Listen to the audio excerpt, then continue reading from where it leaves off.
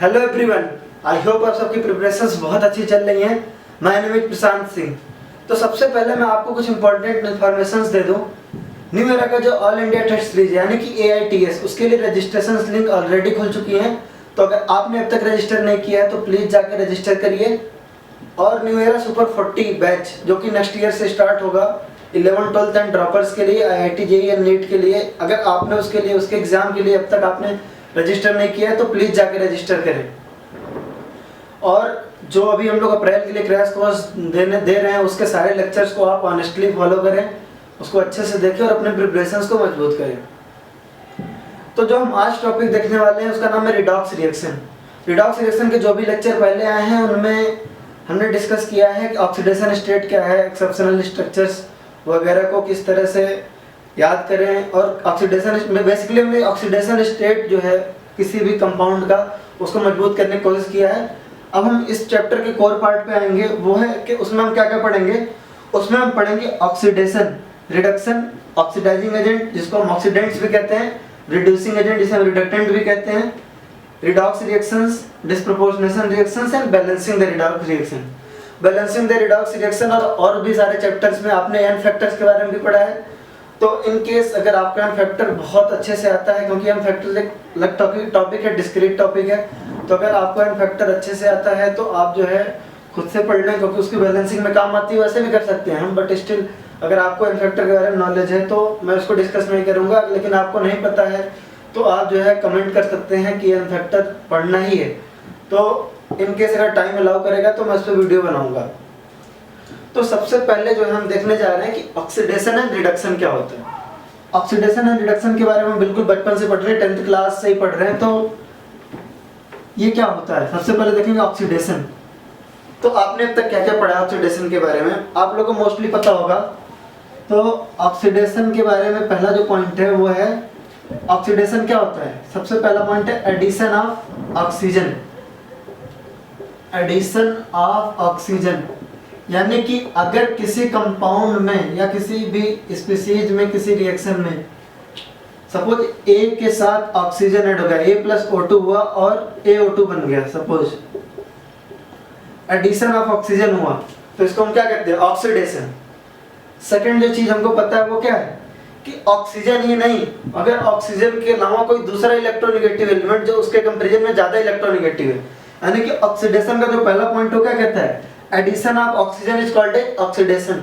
Second point is addition of any more electronegative element, यानी कि किसी भी मोर इलेक्ट्रोनेगेटिव एलिमेंट का जो है एडिशन भी क्या होता है, ऑक्सीडेशन। यानी कि एडिशन ऑफ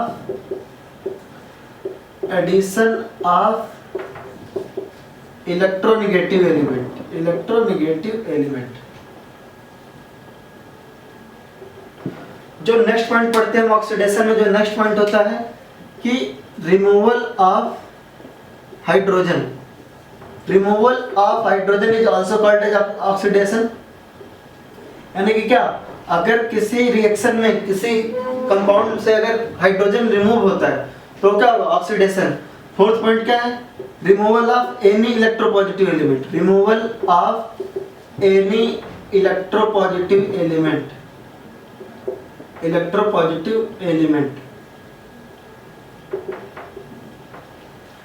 तो ये 4 पॉइंट है, देखिए, एडिशन ऑफ ऑक्सीजन या addition of any electronegative elements. Third addition of hydrogen या addition of any electropositive element. और फिफ्थ पॉइंट है क्या, लॉस ऑफ इलेक्ट्रॉन। ऐसा नहीं है कि जैसे ओवरऑल क्या है, इन पांचों में से कुछ भी हो रहा है तो मतलब क्या, ऑक्सीडेशन हो रहा है, ठीक है। यानी कि क्या, एडिशन ऑफ ऑक्सीजन या addition of any electronegative element, removal of hydrogen या removal of any electropositive element, या लॉस ऑफ इलेक्ट्रॉन।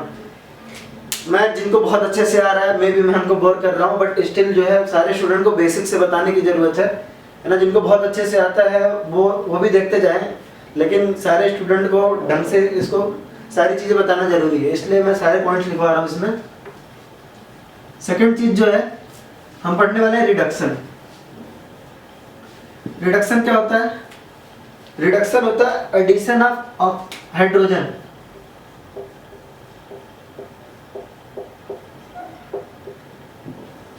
रिडक्शन होता है एडिशन ऑफ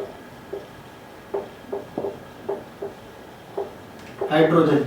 फर्स्ट पॉइंट कि अगर किसी रिएक्शन में हाइड्रोजन के किसी भी कंपाउंड में हाइड्रोजन का है ना एडिशन हो रहा है तो क्या होगा रिडक्शन, या फिर addition of any electropositive element, addition of any electropositive element.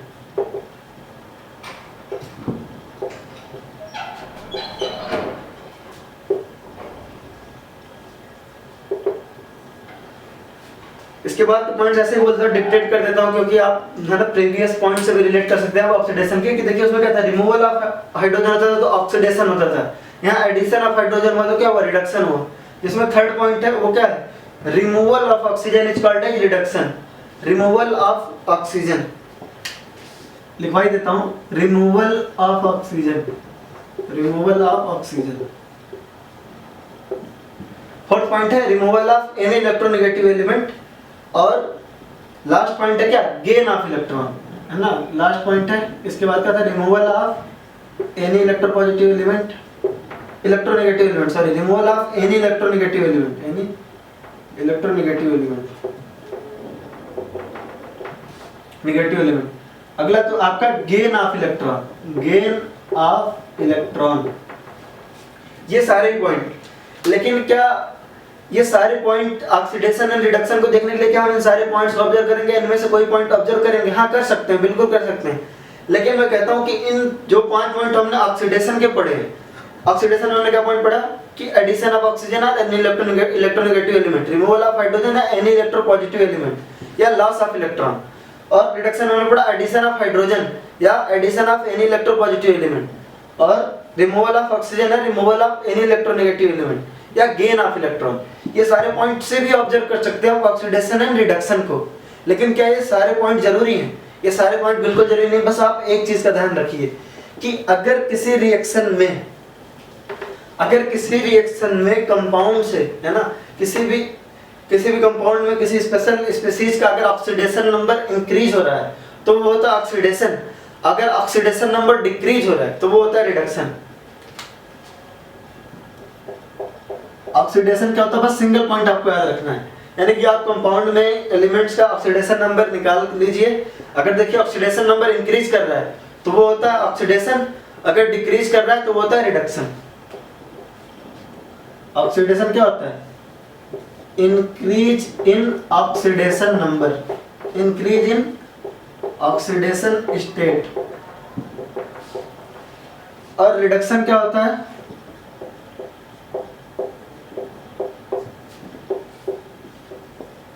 Decrease in oxidation state, oxidation state. यानी कि हमको उनमें से कोई भी पॉइंट ध्यान नहीं रखना, हमको सिर्फ ये देखना है कि अगर ऑक्सीडेशन स्टेट इंक्रीज कर रहा है तो वो होता है ऑक्सीडेशन, अगर ऑक्सीडेशन स्टेट डिक्रीज कर रहा है तो वो होता है रिडक्शन। अब हम देखेंगे क्या, redox reaction. Redox reaction, redox reaction क्या होता है, रिडॉक्स रिएक्शन वो रिएक्शन होता है जिसमें ऑक्सीडेशन एंड रिडक्शन दोनों ही होता है, यानी कि reaction in which oxidation and reduction both take place, यानी in the reaction in which both oxidation and reduction takes place is called as redox reaction।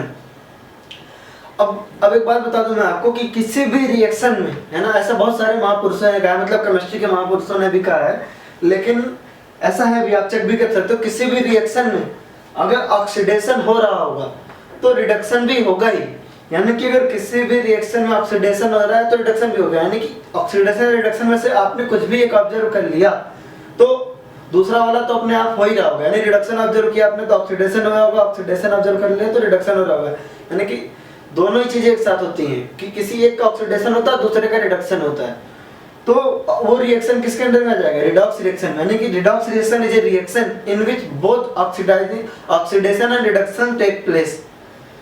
For example, अगर आप एग्जांपल की बात करें तो बहुत ही सिंपल एक एग्जांपल लेते हैं हम कि अगर जिंक का रिएक्शन, जिंक सॉलिड प्लस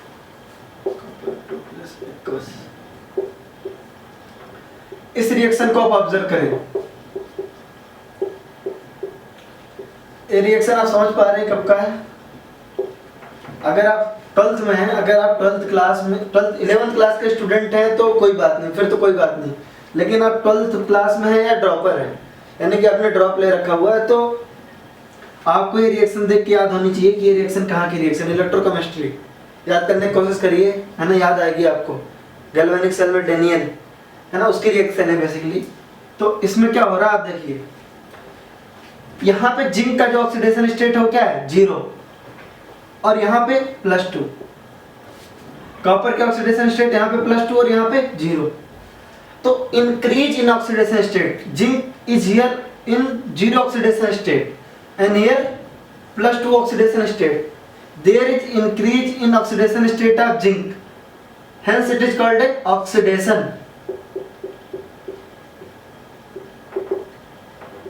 और यहाँ पे क्या हो रहा है, copper from +2 is converted to copper in 0 oxidation state, hence it will be called as reduction.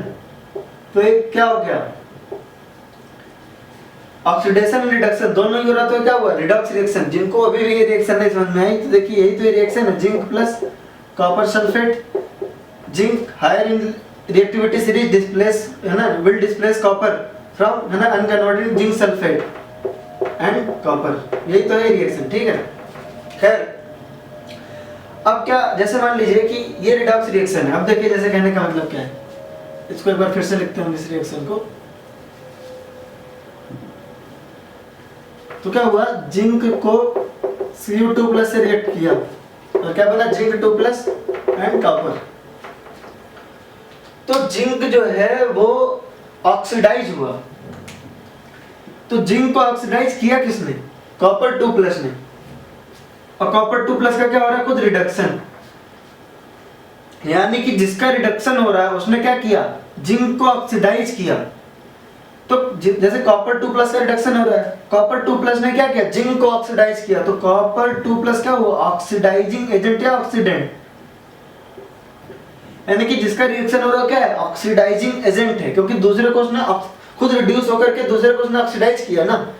Basically देखिए, है ना, गेन ऑफ इलेक्ट्रॉन आप किसी से देख लीजिए, जैसे मान लीजिए गेन ऑफ इलेक्ट्रॉन हो रहा है इसमें, तो क्या हुआ, वो लॉस कहां से हुआ होगा, इसमें से हुआ होगा। तो जिसका रिडक्शन हो रहा है उसने क्या किया, खुद रिड्यूस होकर के दूसरे को क्या किया, ऑक्सीडाइज किया।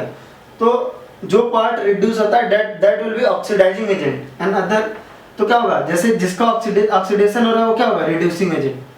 तो एक रिएक्शन में देता हूं, आप करने की कोशिश करिए वीडियो पॉज करके कि जो उस रिएक्शन में ऑक्सीडाइजिंग एजेंट और रिड्यूसिंग एजेंट क्या है। अभी ऑब्वियसली हम बैलेंस्ड रिडॉक्स रिएक्शन नहीं लिख रहे हैं, तो अगर आपको कोई ऐसी रिएक्शन दिखती है जिसमें आप कहते हो अरे इस तरह इसमें से हाइड्रोजन कहाँ गया, वाटर या किसी के फॉर्म में बाहर आएगा, तो अभी उसके बारे में बॉदर करने की जरूरत नहीं है, क्योंकि बैलेंस्ड रिएक्शन तो हम नहीं लिख रहे हैं अभी। तो एक रिएक्शन में देता हूं, सपोज MnO4-, ये रिएक्ट करता है आपका किससे, C2O4 2- से, और कन्वर्ट होता है किसमें, MnO में एंड CO2 में। आपको बताना इसमें से कौन सा ऑक्सीडाइजिंग एजेंट है, कौन सा रिड्यूसिंग एजेंट है। वीडियो पॉज करके बताने की कोशिश करिए, है ना, करने की कोशिश करिए खुद। ठीक है, अब हम देखेंगे MnO4- में Mn की ऑक्सीडेशन स्टेट क्या है, ये तो आपको याद हो गया होगा अब तक करते करते, है ना, कि इसकी ऑक्सीडेशन स्टेट इसमें क्या है, +7। C2O4 2- में इसकी ऑक्सीडेशन स्टेट क्या है, कार्बन की +3। ये नहीं हो रहा आपसे, तो देखिए स्ट्रक्चर में क्या है, ऑक्सलेट आयन ही तो है, ये है ना, ऑक्सीडेशन स्टेट क्या है इसकी, यहाँ पे +3 है ना। तो +7 से Mn कहाँ जा रहा है, +2 में, देखिए यहाँ पे +2 ऑक्सीडेशन स्टेट होगा, और कॉपर कहाँ जा रहा है, +4 में। तो +3 से +4 में आया, तो यहाँ पे क्या हुआ, ऑक्सीडेशन, और ये +7 से +2 में आया, तो क्या हुआ, रिडक्शन। तो MnO4 का खुद का क्या हो रहा है, रिडक्शन हो रहा है, तो ये क्या होगा, ऑक्सीडाइजिंग एजेंट होगा, और दूसरा वाला क्या होगा, रिड्यूसिंग एजेंट होगा। इसका क्या हो रहा है, ऑक्सीडेशन हो रहा है, C2O4 2- का क्या हो रहा है, ऑक्सीडेशन हो रहा है, तो खुद क्या होगा, रिड्यूसिंग एजेंट होगा। ये बताना तो काफी आसान है। अब जो हम नेक्स्ट रिएक्शन देखने वाले हैं वो है डिसप्रोपोर्शनेशन रिएक्शन। डिसप्रोपोर्शनेशन रिएक्शन क्या होती है, डिसप्रोपोर्शनेशन रिएक्शन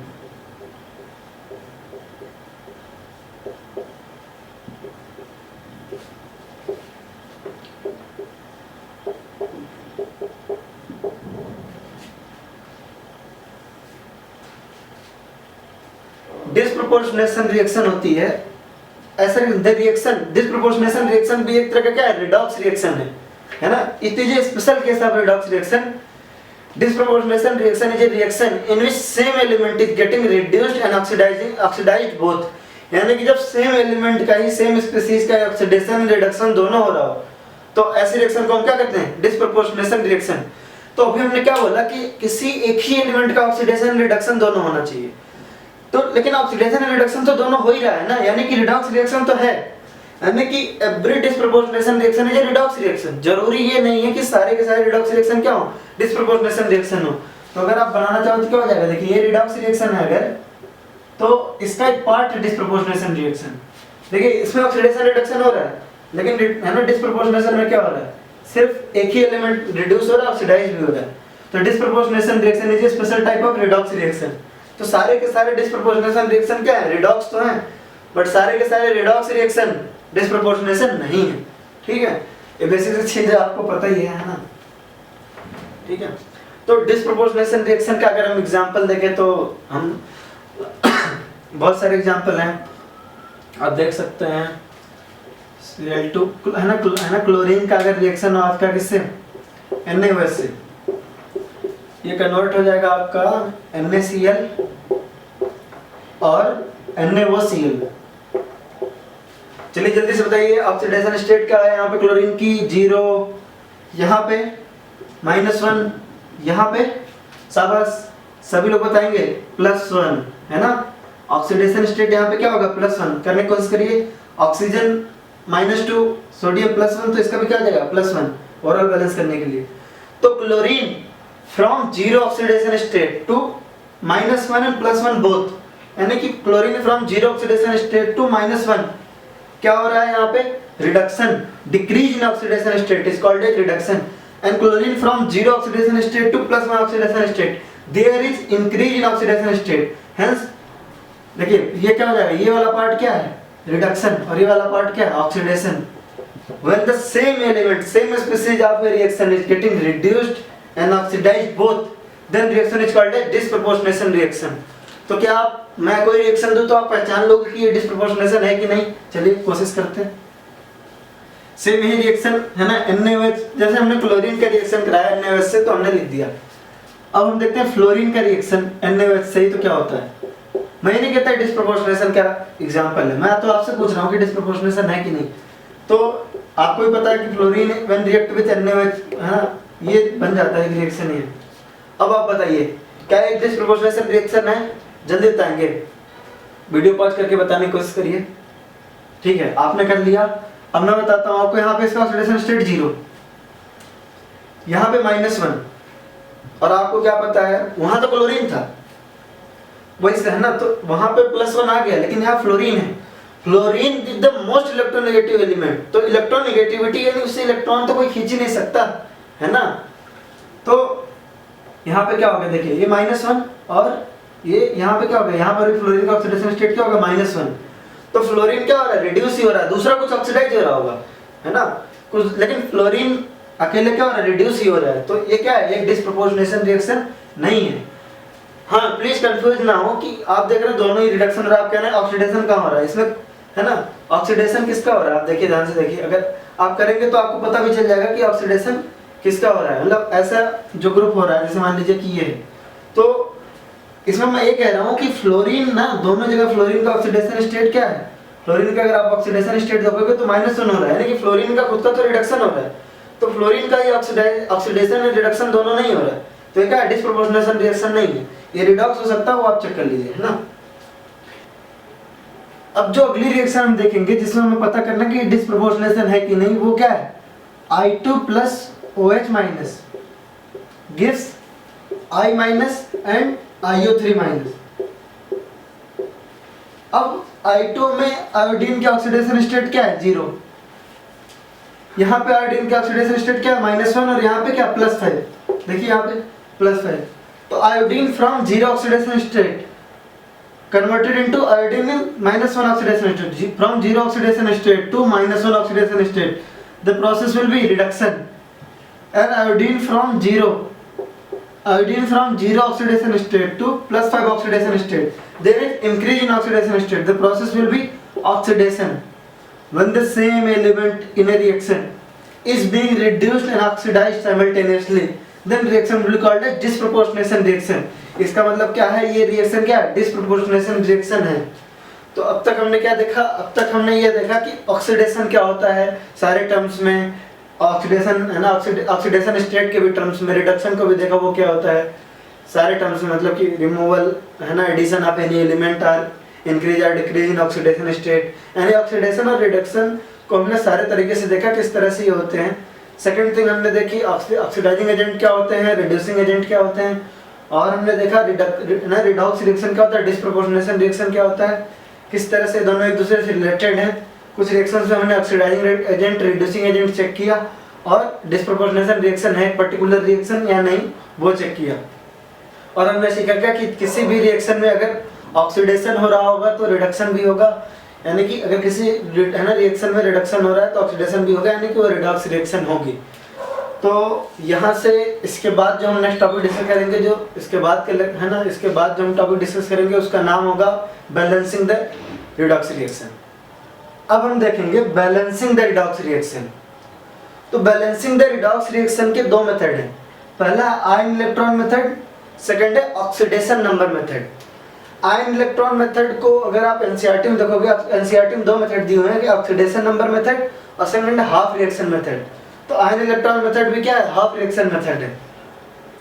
तो अभी तो हम इसको क्या कर रहे हैं, बिल्कुल जेई पर्पस पे टू द पॉइंट देख रहे हैं कि कैसे बैलेंस करना है। वैसे दोनों ही मेथड से कोई भी रिडॉक्स रिएक्शन बैलेंस हो सकती है, इसका मतलब कोई भी रिडॉक्स रिएक्शन दोनों ही मेथड से बैलेंस हो सकती है।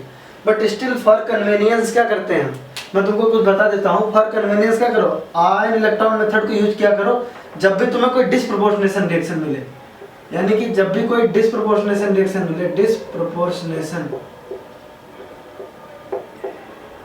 तो किससे बैलेंस करो, आयन इलेक्ट्रॉन से बैलेंस करो। मैं फिर से रिपीट करता हूँ कि आयन इलेक्ट्रॉन और ऑक्सीडेशन नंबर दोनों ही मेथड्स जो है ना बैलेंसिंग द रिडॉक्स रिएक्शन के लिए यूज हो सकते हैं।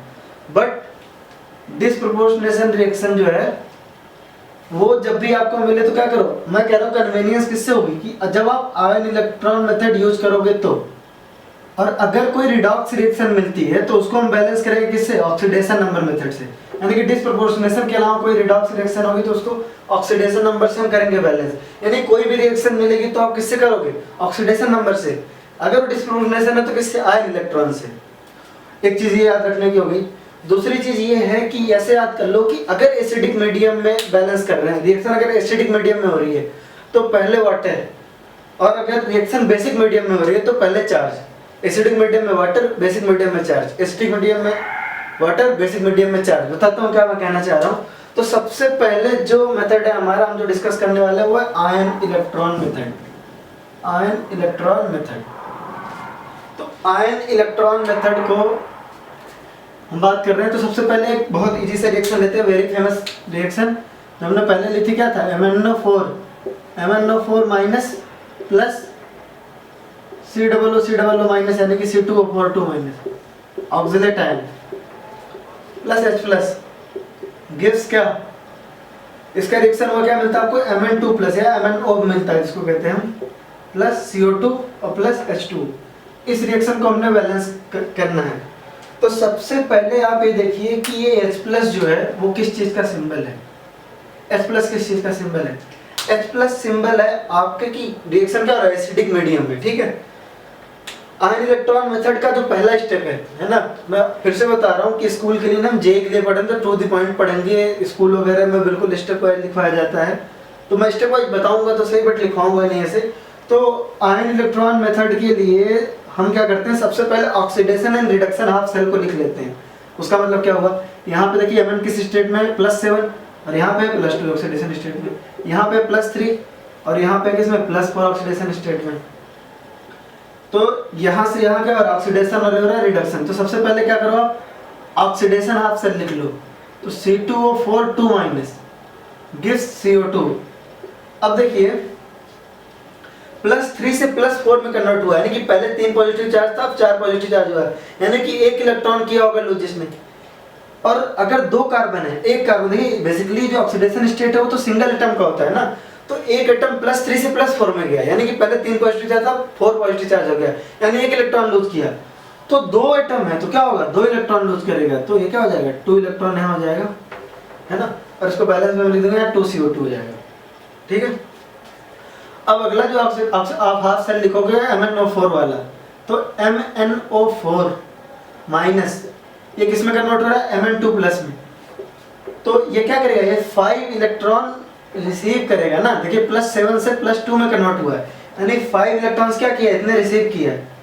अब क्या करते हैं हम सेकंड स्टेप में, क्या करते हैं हम इसका क्रॉस मल्टीप्लाई करते हैं, किससे, जितने इलेक्ट्रॉन इसके पास हैं, यानी 2 इलेक्ट्रॉन इधर है तो इसका हम 2 से मल्टीप्लाई करेंगे, और 5 इलेक्ट्रॉन इधर है तो इसका क्या करेंगे हम 5 से मल्टीप्लाई करेंगे, और दोनों क्या करेंगे, ऐड कर देंगे, तो क्या आ जाएगा, देखिए 2MnO4 माइनस प्लस 10 इलेक्ट्रॉन, और इधर भी क्या जाएगा, देखिए ध्यान देंगे तो 10 इलेक्ट्रॉन, तो इलेक्ट्रॉन तो कैंसिल हो जाएगा, आप इसको देखिए, फिर क्या जाएगा 5C2O4 2 minus gives 2Mn2 plus और 10CO2, ये हो गया।